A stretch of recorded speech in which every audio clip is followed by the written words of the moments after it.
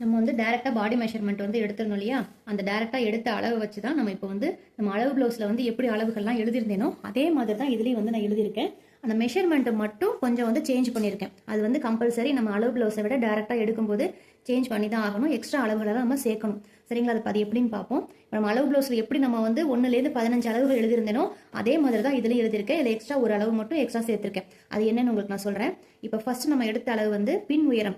இப்போ உங்களுக்கு நீங்களே ப்ளவுஸை மெஷர்மெண்ட் டேரெக்டாக எடுத்தீங்கன்னா மெஷர்மெண்ட்ஸில் வந்து சின்ன சின்ன சேஞ்சஸ்லாம் வரும். அது வந்து ப்ளவுஸ் தச்சதுக்கு அப்புறம் மிஸ்டேக் வரும். அதனால வேற யாரையாவது எடுக்க சொல்லுங்க. இப்போ எனக்குமே வந்து உங்களுக்கு காட்டணுங்கிறதுக்காக என்னை வச்சு உங்களுக்கு நான் எடுத்து காமிச்சேன். ஆனால் எனக்குமே வந்து ப்ளவுஸ் மெஷர்மெண்ட்டுங்கும் போது வேற யாரையாவது வச்சு தான் நானே எடுக்க சொல்லியிருந்தேன். சரிங்களா?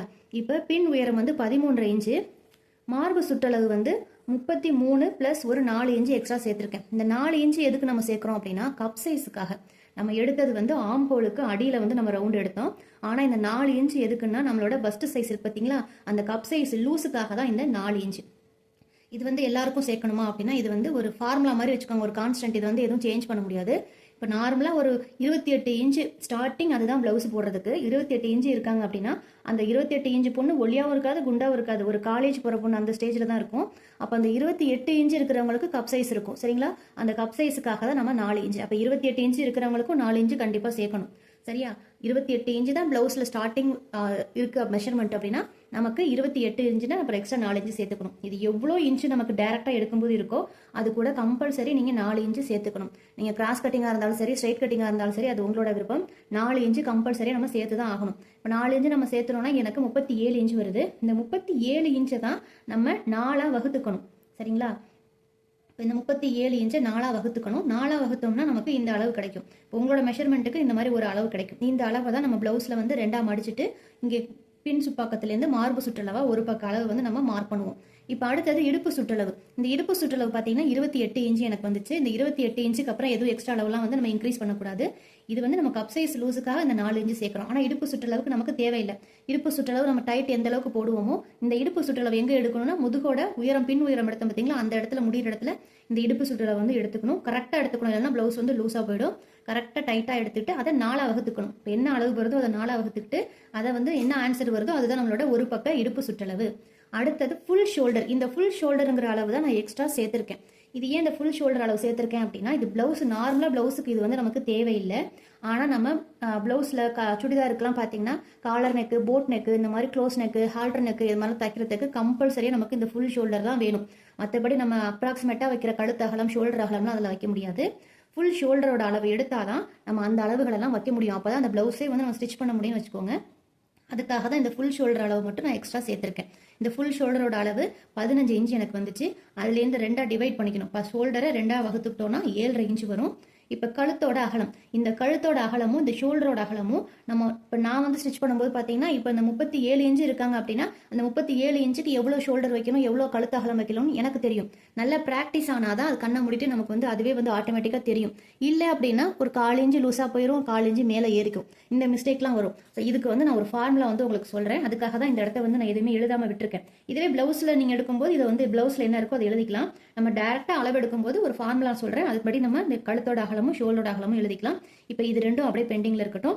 இப்போ கழுத்தோட அகலமும் ஷோல்டரோட அகலமும் நம்ம வந்து மார்க் பண்ணல. அது வந்து நான் டீட்டெயிலாக தனியாக ஒரு வீடியோவில் சொல்கிறேன்.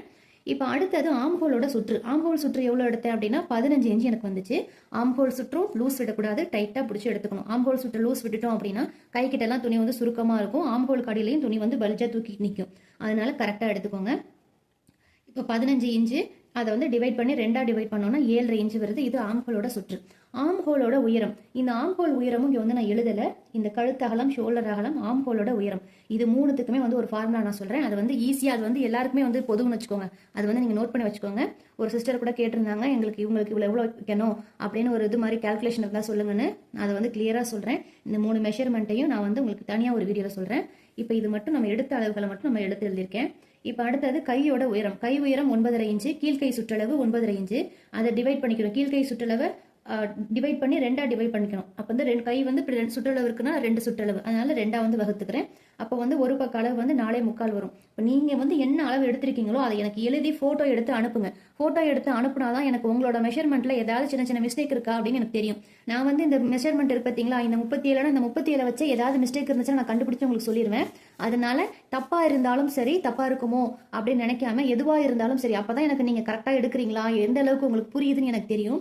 நீங்கள் எத்தனை வாட்டி வந்து எனக்கு அனுப்பிச்சி விடுறீங்களோ உங்களுக்கு தப்பாக இருக்குது நான் திருப்பி திருப்பி சொல்கிறேன்னு நினைக்காதீங்க. தப்பாக இருந்துச்சுன்னா தான் நீங்கள் நிறைய வந்து கற்றுக்க முடியும். சரிங்களா? அடுத்தடுத்து சரி இப்போ இவங்களுக்கு இந்த மெஷர்மெண்ட்டில் இப்படி டிஃப்ரென்ஸ் வருது, உங்களால் அப்போ தான் உங்களால் கண்டுபிடிக்க முடியும். இப்போ நீங்கள் 37 இன்ச்சில் நீங்களும் யாராவது இருக்கலாம். அப்போ அந்த 37 இன்ச்சில் இருக்கிற அளவு அப்படியே உங்களுக்கு வரும்னு சொல்ல முடியாது. இதில் கம்மியாகலாம், அதிகமாகவும் ஆகலாம். ஸோ அதுக்காக தான் வந்து ஒவ்வொரு இதையும் நம்ம வந்து பார்த்து பார்த்து கால்குலேஷன் பண்ணி செஞ்சுக்கணும். முன்கழுத்தோட உயரம், முன்கழுத்து உயரம் வந்து நமக்கு என்ன இருக்கோ அதை வந்து நம்ம மார்க் பண்ணிக்கணும். நான் எப்படி எடுக்கணும்னு சொல்லியிருக்கேன். கிராஸாக வச்சுலாம் எடுக்காமல் ஸ்ட்ரெயிட்டாக வச்சு எடுத்துக்கணும். இப்போ முன் உயரம்னா நம்ம ஷோல்டர், சென்டர் ஷோல்டர்லேருந்து அளவு ப்ளவுஸ் ஞாபகம் வச்சுக்கோங்க. ஷோல்டர்லேருந்து கப் சைஸ், பெரிய கப் சைஸோட உயரம் இருக்கு பார்த்தீங்களா, அதுதான் வந்து முன்பக்கம் உயரம், முன் உயரம்னு சொல்லுவாங்க. சரியா?